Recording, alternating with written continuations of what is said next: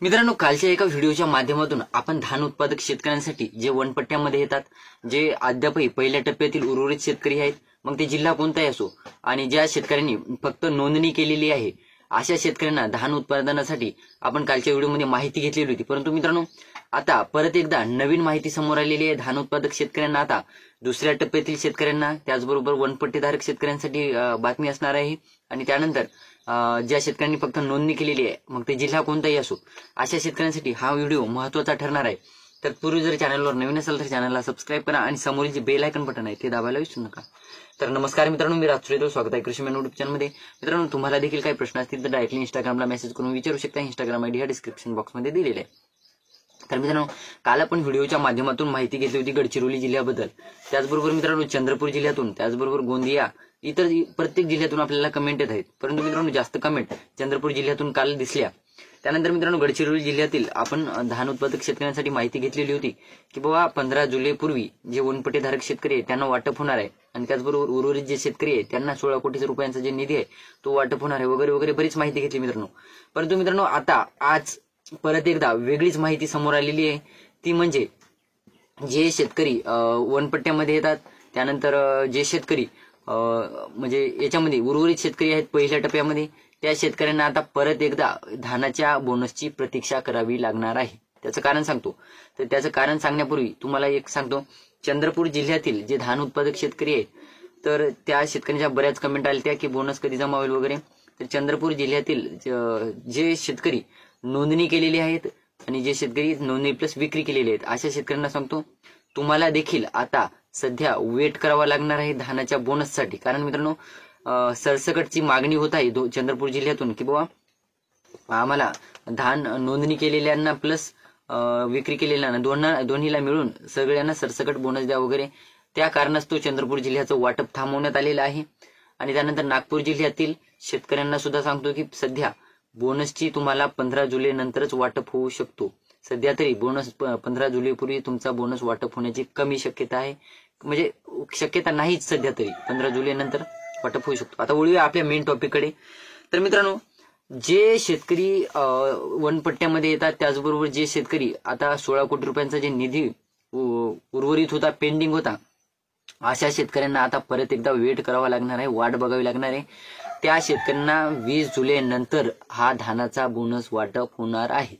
कारण मित्रांनो, कालपर्यंत सांगण्यात येत होतं की बाबा सोमवारपासून तर नाही, बुधवारपासून हा धानाचा बोनस जे उर्वरित 16 कोटी रुपये गडचिरोली जिल्ह्यासाठी, ते धानाचा बोनस बुधवारपासून वाटप होईल असे सांगण्यात येत होतं. परंतु मित्रांनो, आता परत एकदा न्यूज आलेली आहे की म्हणजे 16 कोटी रुपयांचा निधी हा दुसऱ्या टप्प्यातीलच शेतकऱ्यांसोबत ऍड होणार आहे, आणि त्यानंतर 20 जुलै नंतर हा धानाचा बोनस शेतकऱ्यांच्या खात्यावर वितरित होणार आहे. आता सांगतो, सध्या 20 जुलैपर्यंत शासनाकडून निधी प्राप्त होणार आहे शेतकऱ्यांसाठी, मार्केटिंग फेडरेशन असो की अविम असो. तर मित्रांनो, शेतकऱ्यांसाठी मग ते जिल्हा कोणताही असो, गडचिरोली, भंडारा, गोंदिया, चंद्रपूर, कोणताही जिल्हा असो, तुम्हाला सांगतो 20 जुलैपर्यंत त्यांच्याकडे हा धानाचा बोनस, दुसऱ्या टप्प्यासाठी धानाचा बोनस 20 जुलैपर्यंत जमा होणार आहे. आणि त्यानंतर 20 जुलैच्या नंतर हा धानाचा बोनस, दुसरा टप्पा असो की उर्वरित पहिल्या टप्प्यातील शेतकरी असो, त्यांच्या खात्यावर त्यानंतरच हा धानाचा बोनस जमा होणार आहे. तर मित्रांनो, मार्केटिंग फेडरेशनकडे सध्या आपण सांगितलं होतं की बाबा मार्केटिंग फेडरेशनकडे सध्या आता परत एकदा पडताळणी सुरू झालेली आहे शेतकऱ्यांची. तर या पडताळणीमध्ये जवळपास 5 ते 10 हजार शेतकरी या पडताळणी, म्हणजे जवळपास 10,000च्या जवळपास हा आकडा गेलेला आहे. तर 10,000च्या जवळपास मार्केटिंग फेडरेशनकडे दुसऱ्या टप्प्यासाठी शेतकरी पात्र ठरवण्यात आलेले आहेत. अद्याप 10,000च्या जवळपास हे शेतकरी पात्र ठरवण्यात आले आहेत. तर याच्यामध्ये वाढ सुद्धा होऊ शकते. तर मित्रांनो, अविम मध्ये काय झालेले, आदिवासी विकास पणन महामंडळाकडे अगोदर सरसकट चालू झाले होते. म्हणजे आदिवासी विकासकडे आपण बघितलं होतं मागच्या काही व्हिडिओमध्ये की बाबा सरसकट म्हणजे धानाची विक्री प्लस नोंदणी, त्या शेतकऱ्यांना सुद्धा वाटप सुरू झालेलं होतं. त्यानंतर फक्त नोंदणी केलेल्या शेतकऱ्यांना सुद्धा अविमकडून म्हणजे फॉर्म मध्ये अविमने काय केलं की सरसकट वाटप करण्याचा निर्णय घेतला. काही शेतकऱ्यांना वाटप देखील झालेले. परंतु मित्रांनो, मग सरसकट वाटप केल्यानंतर मग जे धान विक्री प्लस नोंदणी केलेली आहेत या शेतकऱ्यांसाठी निधी पुरेसा वाटला नाही त्यांना. त्या कारणास्तव सरसकट जर वाटप करावं, मग ज्या शेतकऱ्यांनी विक्री प्लस नोंदणी केलेली आहे, मग त्या शेतकऱ्यांना निधी कुठून आणायचा असा प्रश्न उभा राहिलेला होता.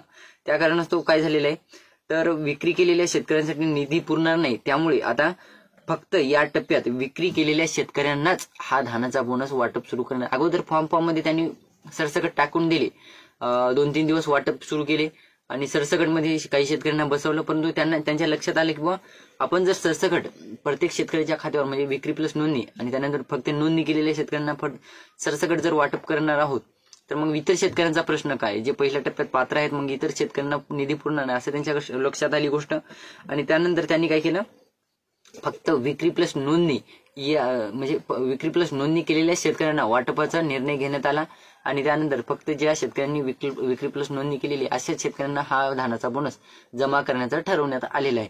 म्हणजे एकंदरीत बघायचं झालं मित्रांनो, आता तुम्हाला देखील तुम्ही आविमकडे नोंदणी केलेली असो की मार्केटिंग फेडरेशनकडे नोंदणी केलेली असो, तुम्ही जर पहिल्या टप्प्यात पात्र ठरलेले असाल आणि अगोदर जेव्हा निधी तुम्हाला वाटप सुरू झालेलं होते तेव्हा तुम्हाला वाटप झालेलं नसेल, तर आता तुम्हाला दुसऱ्या टप्प्यापर्यंत वाट बघावी लागणार आहे. 20 जुलै नंतर हा धानाचा बोनस हा तुमच्या खात्यावर वितरित होऊ शकतो. आता राहिला विषय, काही शेतकरी म्हणजे बाबा मला आज उद्या पडला, या व्हिडिओला कमेंट देखील करते, तर तुम्हाला सांगतो, तुम्हाला हे निर्णय होण्याच्या अगोदर तुमचे जे बोनस आहे तुमचा प्रोसेसिंगला टाकलेला असू शकतो, त्या कारणास्तव तुमच्या खात्यावर ही रक्कम जमा होऊ शकते. तर मित्रांनो, आता तुम्ही देखील धानाच्या बोनसच्या प्रतीक्षेत असाल. सध्या तरी ही महत्वाची अपडेट आलेली आहे समोर की 20 जुलैपर्यंत धानाचा बोनस हा सरकारकडून या बोनस जी मार्केटिंग फेडरेशन असो की अविम असो, इकडे 20 जुलैपर्यंत जमा होणार आहे शेतकऱ्यांना आणि त्यानंतर 20 जुलैनंतर शेतकऱ्यांच्या खात्यावर जमा होणार आहे. तर ही होती छोटीशी माहिती मित्रांनो. व्हिडिओ आवडला असेल तर लाईक करा, चॅनलला सबस्क्राईब करा आणि जास्तीत जास्त शेतकऱ्यांपर्यंत पोहोचवण्याचा प्रयत्न करा. धन्यवाद.